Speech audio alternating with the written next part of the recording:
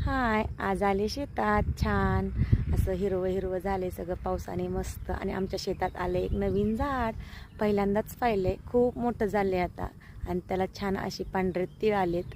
आणि त्याला छान असे एवढे एवढे शेंगा आलेत. त्यामध्ये खूप सुंदर असे पांढरे तीळ. तुम्हाला दाखवते मी कसे आलेत ते. तिळाचे झाड आमच्या शेतात तर पहिल्यांदाच आले.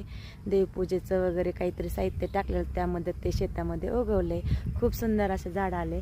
मी खूप दिवस विचार करत होते ते कशाचं झाड आहे आणि पांढरे पण तीळ आहेत आणि काळे पण तीळ आहेत. एक काळ्या तिळाचं छान असं ते वाळल्यात शेंगा. वाव, छान. हे आहेत काळ्या तिळाच्या बिया. छान असे बोंड आलेत त्याला. त्यामध्ये असे मी एक फोडून दाखवते. या शेंगांमधून छान असे काळे तीळ खूप सुंदर असे झाले. थोडंसं नॉर्मल त्याला अजून वाळायला वेळ आहे. अशा शेंगा आलेत त्याला. हे पहा, असे उलायला लागलेत. सुंदर असे आलेत. खूप सारे झाडं आलेत.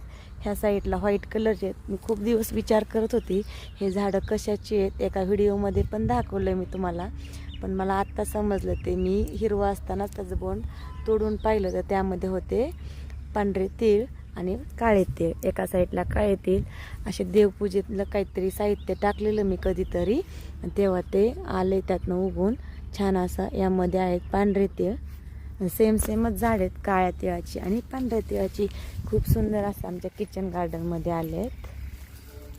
आता खूप छान असे होतील त्याचे तीळ, पांढरे तीळ, काळे तीळ.